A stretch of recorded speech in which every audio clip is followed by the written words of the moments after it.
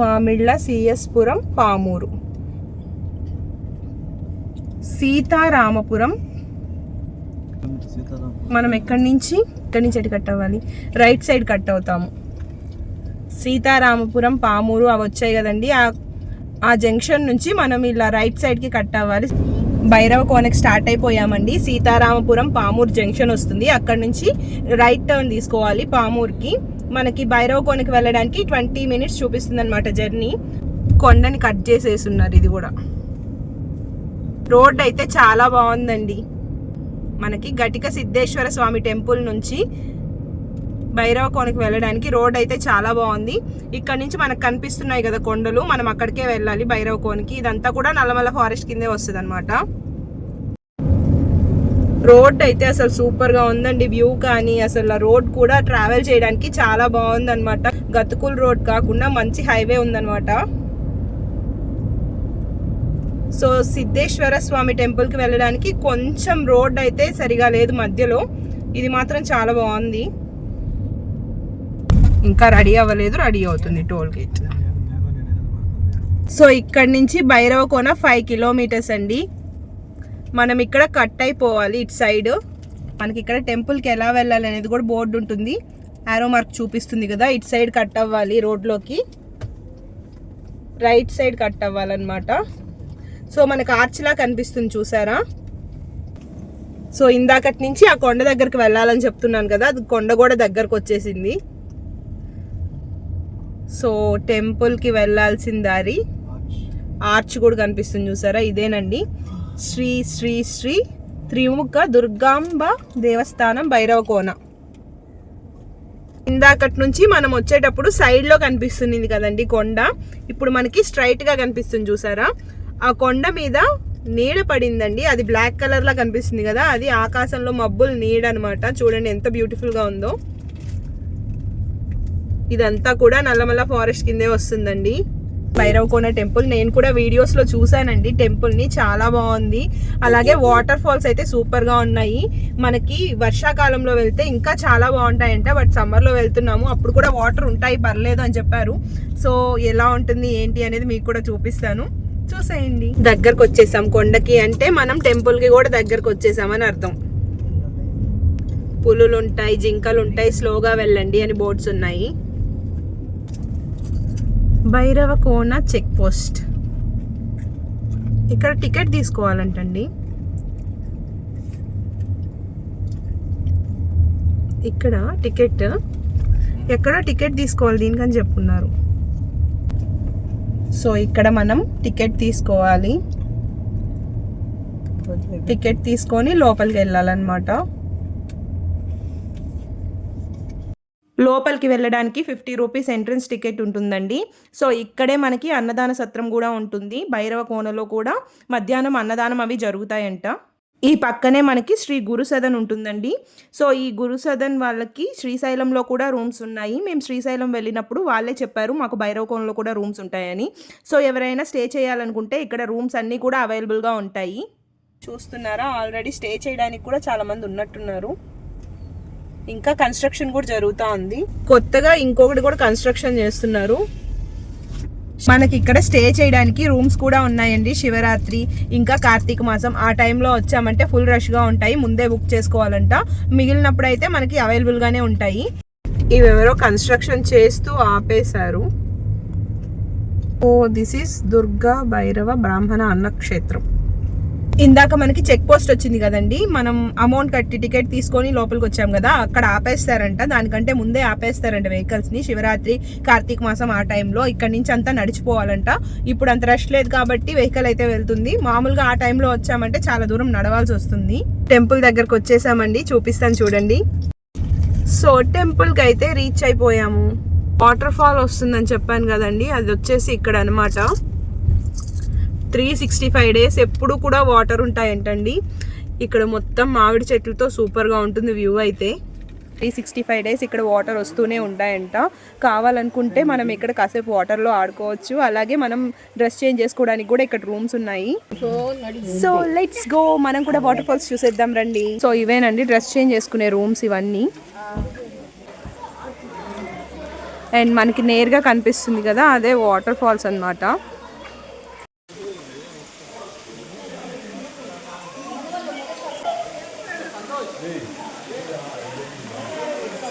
Summer కాబట్టి లైట్గా water పడుతున్నాయండి. అదే రెయినీ సీజన్లో వచ్చామంటే అద్భుతంగా ఉంటుంది. చిన్న పిల్లలు కూడా ఆడుకోవడానికి కంఫర్ట్గా ఉండేలాగా ఒక చిన్న పూల్ లాగా కన్స్ట్రక్ట్ చేస్తున్నారండి. సో ఇక్కడ చూస్తున్నారా, నంది నోట్లో నుంచి వాటర్ వస్తున్నాయి కదా, ఆ పైన జలపాతం నుంచి కిందకు వచ్చే వాటర్ అన్నీ ఇలా ఒక చిన్న పూల్లోకి వస్తాయన్నమాట. సో ఇక్కడ చూస్తున్నారు కదండి, అదేనండి వాటర్ ఫాల్. చాలా ఎత్తులో నుంచి వాటర్ అయితే ఫ్లో అవుతూ ఉంటాయంట. అవి ఎక్కడి నుంచి వస్తున్నాయి అనేది ఎవరికీ తెలీదు. సో వాటర్ అయితే లైట్గా వస్తున్నాయి. జలపాతం పడే దగ్గర కొంచెం లోతు ఎక్కువగా ఉంటుందండి. అక్కడికి అందరూ వెళ్ళలేరు కాబట్టి ముందు ఈ విధంగా కన్స్ట్రక్ట్ చేశారనమాట. ఇక్కడ నేచర్ అయితే చాలా అద్భుతంగా ఉందండి. ఎంత ఎండలో వెళ్ళినా ఎత్తైన చెట్లు మన పైన నీడలా కప్పేస్తాయండి, ఎండే తెలీదు.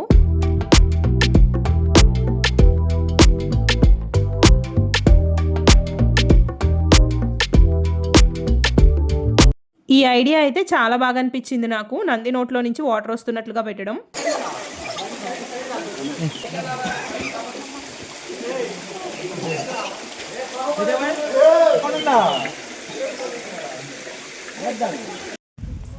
చల్లగా గాలి వస్తుంది. ఇప్పుడే వాటర్ ఫాల్స్ చూసాం కదా, అక్కడి నుంచి డౌన్కి వస్తే మనకి ఆంజనేయ స్వామి ఉంటారండి. ఆయన దర్శించుకున్న తర్వాత బై వాక్ మనం టెంపుల్కి అయితే వెళ్ళాలి. చెట్లు చూసారా, మామిడి చెట్లు మొత్తం అంతా కూడా మామిడి చెట్లే. ఫుల్గా నీడైతే ఉంటుంది, చాలా బాగుంది అసలు. ఎప్పుడెప్పుడు ఎన్ని సంవత్సరాల చెట్లు ఇవన్నీ కదా,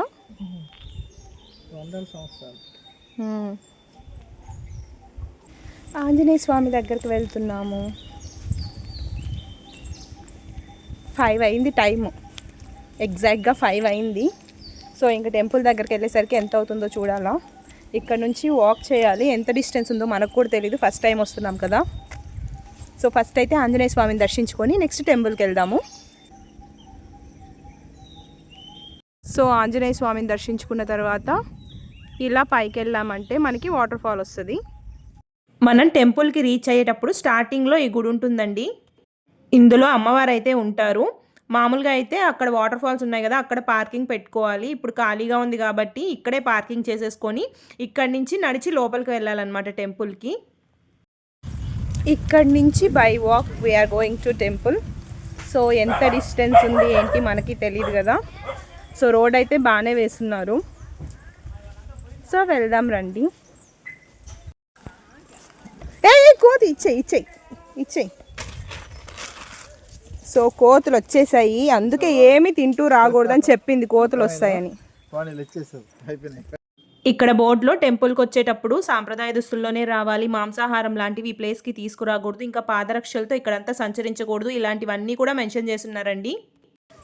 సో ఇక్కడ మనకి శ్రీ భైరవ స్వామివారి దేవస్థానం పూజా సేవ అన్నీ కూడా డీటెయిల్స్ ఉన్నాయి చూసారా. అభిషేకం, కుంకుమార్చన అన్నిటి గురించి కూడా డీటెయిల్స్ ఉన్నాయి. కార్ పార్కింగ్ చేసాం కదండి, అక్కడ నుంచి టెంపుల్కి వెళ్ళడానికి 1 కిలోమీటర్ డిస్టెన్స్ అయితే ఉంటుంది. ఇందాక వాటర్ ఫాల్ చూసినాం కదా, అక్కడి నుంచి వాటర్ ఫ్లో అవుతూ ఉన్నాయి. సమ్మర్ కాబట్టి కొంచెమే ఉన్నాయి, అదే రెయినీ సీజన్లో వచ్చినప్పుడే ఫుల్గా పోతూ ఉంటాయి. మనం నడిచినంత దూరం కూడా ఉన్నాయి వాటర్. అడవి మామిడి చెట్టు ఎన్ని కాయలు కాస్తుందో చూడు, అవన్నీ వేస్ట్గా రాలిపోవాల్సిందే కదా, కోతులు తింటాయేమో. చూసారా ఎన్ని కాయలు కాస్తుందో, అడవి మామిడి చెట్టు అంట. కానీ అవి మనం తినడానికి పనికిరావంటండి, చాలా పుల్లగా ఉంటాయంట. ఇదొక్కటే కాదు, చాలా చెట్లు ఉన్నాయి. సో సమ్మర్ కదా, ఫుల్గా వచ్చినాయి కాయలు.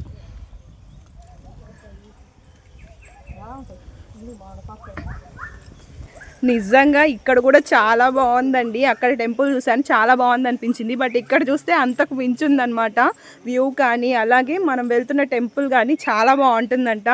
So I'm super excited to see అనమాట. టెంపుల్కి రీచ్ అవ్వగానే ఓంకారనాదం వినిపిస్తూ ఉంటుందండి. అసలు ఎంత మంచిగా అనిపిస్తుందంటే ఒక మంచి డివోషనల్ వైబ్ క్రియేట్ అవుతుంది అనమాట. ఇక్కడ ఈచ్ పర్సన్కి 10 రూపీస్ ఇచ్చి టికెట్ తీసుకొని వెళ్ళాలండి దర్శనానికి.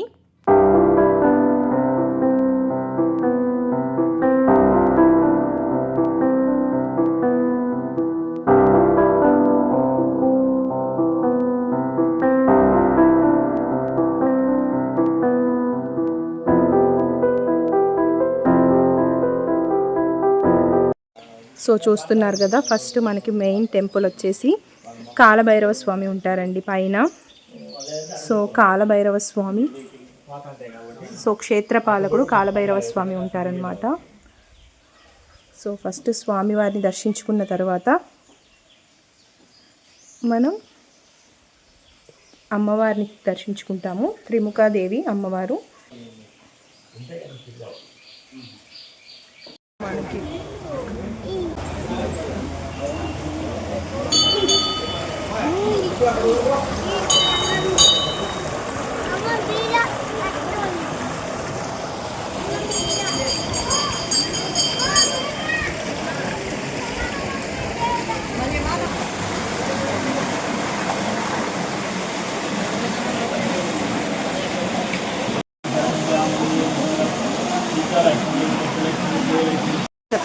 మహంకాళి, మహాలక్ష్మి, మహాసరస్వతి ముగ్గురమ్మలు కలిసి దుర్గా అంటారు కదా, త్రిముఖ దుర్గా. కొండంతా కోటి లింగాలు ఉంటాయి. ఈ రాయిలో 108 లింగాలు ఉంటాయి. 8 పెద్ద శివాలయాలు ఉంటాయి.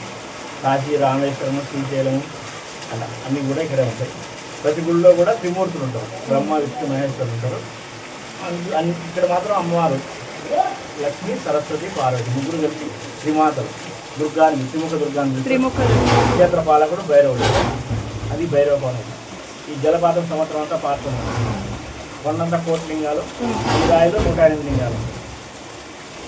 జలపాతం సౌండ్ విన్నారు కదండి. వింటుంటే ఒక మ్యూజిక్లా అనిపిస్తుంది అనమాట. మనసుకి చాలా ఆహ్లాదంగా అనిపించింది. నేచర్ని ఎంజాయ్ చేయాలంటే ఇలాంటి ప్లేసెస్కి తప్పకుండా రావాలండి. ఇక్కడ టెంపుల్, ప్రకృతి అందాలు మనుషుల్ని అలాగే కట్టిపడేస్తాయి. ఇక్కడ కూడా పూజారి గారు మాకు అన్నీ వివరించారనమాట గుడి గురించి. ఇక్కడ అమ్మవారు త్రిముఖ దుర్గాదేవి రూపంలో వెలిసారండి.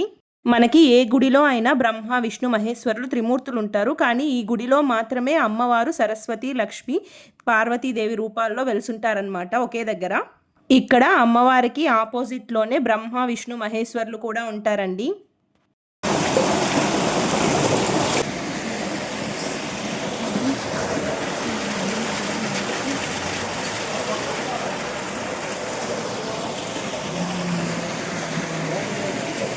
సో ఇప్పుడు మనం దర్శించుకున్న అమ్మవారు వచ్చేసి త్రిముఖ దుర్గాదేవి అమ్మవారు అనమాట. ఎక్కడైనా కానీ మనకి త్రిమూర్తులు ఉంటారు, కానీ ఇక్కడే స్పెషల్గా అమ్మవారు 3 రూపాల్లో కనిపిస్తారు ఒకే దగ్గర. సో ఇప్పుడు రిమైనింగ్ టెంపుల్ అంతా చూపిస్తాను రండి. మనకి కోనేరులో నుంచి వాటర్ అంతా కూడా ఇలా ఫ్లో అవుతూనే ఉంటాయండి. టెంపుల్ అంతా కూడా చాలా ఆహ్లాదకరంగా ఉంటుంది టెంపుల్ వ్యూ అనేది మనకి. సో వర్షాలు వచ్చినప్పుడు ఇంకా ఫుల్గా వాటర్ ఫ్లో అవుతూ ఉంటాయి. ఇప్పుడు సమ్మర్ కాబట్టి కొంచెమే వాటర్ ఫ్లో అవుతూ ఉన్నాయి.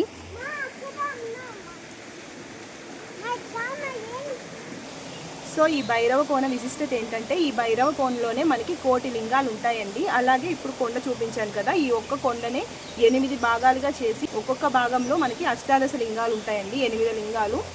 8 శివలింగాలకి కూడా మనకి విష్ణువు, అలాగే బ్రహ్మ, ఇంకా 2 ద్వారపాలకులు విఘ్నేశ్వరుడు, ఇంకా ఈ భైరవ కోనకి క్షేత్రపాలకుడిగా కాలభైరవ స్వామి ఉంటారనమాట. ఈ ఒక్క కొండలోనే మనకి 8 లింగాలు ఉన్నాయండి. మొత్తం ఈ కొండంతా కూడా మనకి కోటి లింగాలు ఉంటాయంట. కాకపోతే ఈ ఒక్క కొండలోనే మనకి 8 లింగాలు అనేవి ఉంటాయి.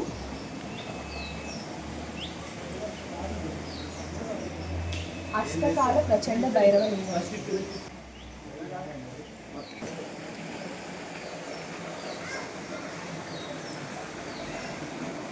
ఇక్కడ ఉండే శివలింగాలన్నిటికీ కూడా విఘ్నేశ్వరుడు, అలాగే బ్రహ్మ, విష్ణువు, ఇంకా 2 ద్వారపాలకులు, ఈ క్షేత్రానికి క్షేత్రపాలకుడైన కాలభైరవుడు కాపలాగా ఉంటారంటండి. ఇక్కడ చూపిస్తాను చూడండి. మీకు చూస్తున్నారు కదండి, ఈ పక్క విష్ణు ఉన్నారు, ముందు పక్క వచ్చేసి బ్రహ్మదేవుడు, ఒక పక్క విఘ్నేశ్వరుడు, ఇంకొక పక్క కాలభైరవ స్వామి ఉన్నారు.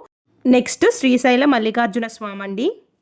ఒకే చోట ఈ విధంగా అన్ని అష్టాదశ లింగాల్ని దర్శించుకోవడం చాలా అద్భుతంగా అనిపించింది. ముందు 3 శివలింగాల్ని దర్శించుకున్నాం కదండి. ఇప్పుడు మెట్లెక్కి ఇలా పైకి వెళ్ళామంటే ఇక్కడ శ్రీ నాగేశ్వర లింగం ఉంటుందండి. స్వామి వారిని దర్శించుకున్న తర్వాత మళ్ళీ మెట్లు దిగి అటుపక్కకు వెళ్ళామంటే మిగిలిన శివలింగాల్ని కూడా దర్శించుకోవచ్చు.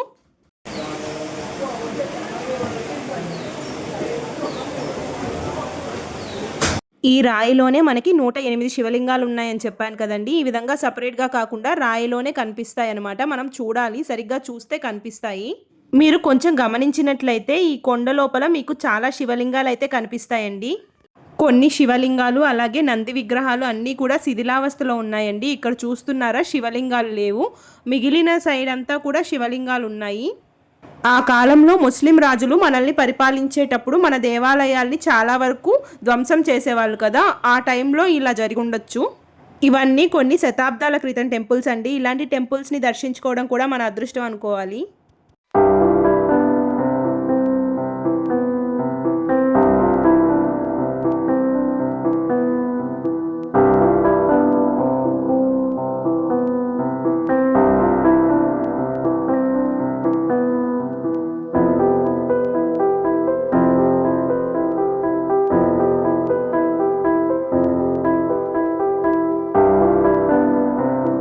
కొండలో ఒక భాగమైన ఈ రాయిలోనే మొత్తం 108 శివలింగాలు ఉండడం నిజంగా చాలా అద్భుతం అండి. మనకి పక్కనే పైన గుహలో అమ్మవారు ఉంటారండి. సో అమ్మవారిని దర్శించుకోవాలంటే ఈ విధంగా మెట్లెక్కి పైకి వెళ్ళాలన్నమాట. ఇలా నీటిలో నుంచి దాటుకుంటూ అవతలకు వెళ్ళామంటే మనం పైకి అమ్మవారి దగ్గరకు వెళ్ళాల్సిన మెట్ల మార్గం అయితే వస్తుంది. పైన మనకి అష్టలక్ష్మీదేవి అలాగే అన్నపూర్ణాదేవి ఇంకా అఖండ జ్యోతి కూడా ఉంటుందండి దర్శించుకోవడానికి.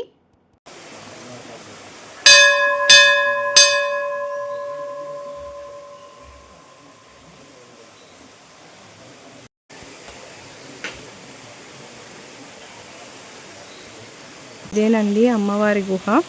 అన్నపూర్ణాదేవి అమ్మవారు ఉండేది ఈ కొండపైన గుహలోనేనండి. ఇక్కడంతా కూడా మనకి ఇలా వాటర్ ఫ్లో అవుతూ ఉంటాయి. వర్షాకాలంలో అయితే ఇంకా చాలా ఎక్కువగా ఫ్లో అవుతాయి. ఇప్పుడు సమ్మర్ కదా, అందుకే కొంచెం ఫ్లో అవుతూ ఉన్నాయన్నమాట. సో ఇందాక మీకు ఒకే కొండలో 8 అష్టాదశ లింగాలు ఉన్నాయని చెప్పాను కదా, ఆ కొండ చూస్తున్నారా, దానికి ఆపోజిట్లో మనకి ఇక్కడ స్టెప్స్ ఉంటాయన్నమాట. ఈ స్టెప్స్ మీద నుంచి వచ్చామంటే మనకి అన్నపూర్ణాదేవి గుహలో ఉంటారనమాట. అంటే ఈ చెట్టు పుష్పాలు పంపిస్తారు కదా, దేవదారు పుష్పాలు తీసుకురమ్మని ఆయన సమాధి కావడానికి సిద్ధేశ్వరం ఉంటే కాలేదు. ఆ పుష్పాలు ఒక్క పెట్టేసి పంపిస్తారు. ఆయన తిరుగుతూ ఉంటాడు పుష్పాలు, ఆ పుష్పాలు తీసుకొని వస్తాడు. ఈ చెట్లోనే ఈ చెట్టు ఆయన ఆరాధనప్పుడే పుష్పూలు కూడా ఇక్కడ ఆయన అమ్మగారు ఆరాధనప్పుడే పుష్పూలు చిన్నగా అవి కోసం అడిగి పంపిస్తారా? కాయ మటుకు ఎర్రగా అంత కాయ వేపకాయ ఎట్లా ఉంటుందో అదే పొట్టుకు ఉంటుంది, కానీ ఎరుపు సన్నగా వస్తుంది. ఇది వచ్చేసి దేవదారు వృక్షం అంటండి. బ్రహ్మం గారు తన శిష్యుడిని పూలు తీసుకురమ్మని అడవికి పంపిస్తారు కదా, దేవదారు పూలు, ఆ వృక్షం అంట. బ్రహ్మం గారికి ఆరాధనలు జరిగేటప్పుడు ఇక్కడి నుంచే పూలు వెళ్తాయంటండి. ఈ చెట్టుకి దారం కట్టి 3 ప్రదక్షిణలు చేసి మనసులో కోరిక చెప్పుకుంటే తప్పకుండా నెరవేరుతుందంట. సో ఈ భైరవకోన టెంపుల్ అయితే చాలా అద్భుతంగా ఉందండి. మనకు తెలియని ఎన్నో రహస్యాలన్నీ కూడా ఈ భైరవకోన టెంపుల్లో ఉన్నాయి. ఖచ్చితంగా ఎవరైనా సరే ఈసారి చూడాలనుకుంటే భైరవకోన టెంపుల్కి వచ్చి విజిట్ చేయండి, చాలా బాగుంది. ఎందుకు పట్టుకున్నావే బటర్ఫ్లైని? వదిలేయమ్మా, బటర్ఫ్లై అంతా పట్టుకోకూడదు. వదిలే వదిలే వదిలే వదిలే. నేను పట్టుకోను, నువ్వు వదిలే వదిలే పాపం. అందరూ వెళ్ళిపోయారండి. టెంపుల్ అంతా కూడా ఖాళీగా ఉంది. ఇప్పుడు మీకు మొత్తం ఓవర్వ్యూ చూపిస్తాను, టెంపుల్ ఎలా ఉంటుందని మీకు ఒక ఐడియా వస్తుంది.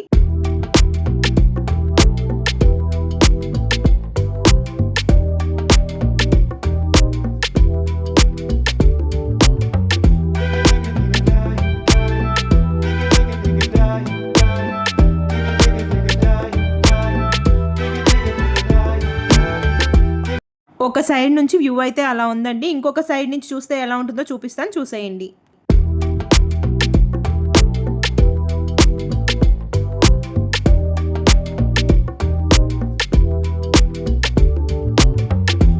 సో వచ్చిన వాళ్ళందరూ కూడా వెళ్ళిపోయారండి. మేమే లాస్ట్కి మిగిలాము. పూజారి గారు ఉన్నారు, మేము ఉన్నామన్నమాట. సో అందరూ వెళ్ళిపోయారు కదా, భయం ఏమన్నా ఉంటుందా స్వామి అంటే ఏం భయం లేదమ్మా అని చెప్తా ఉన్నారు.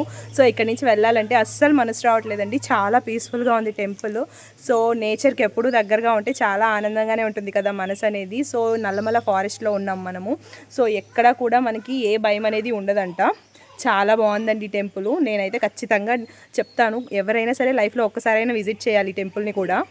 సో మనం ముందు చూపించిన టెంపుల్ గటిక సిద్ధేశ్వరం విజిట్ చేసామంటే అక్కడి నుంచి జస్ట్ ఒక 20 మినిట్సే ఉంటుందండి. ఖచ్చితంగా విజిట్ చేయొచ్చు.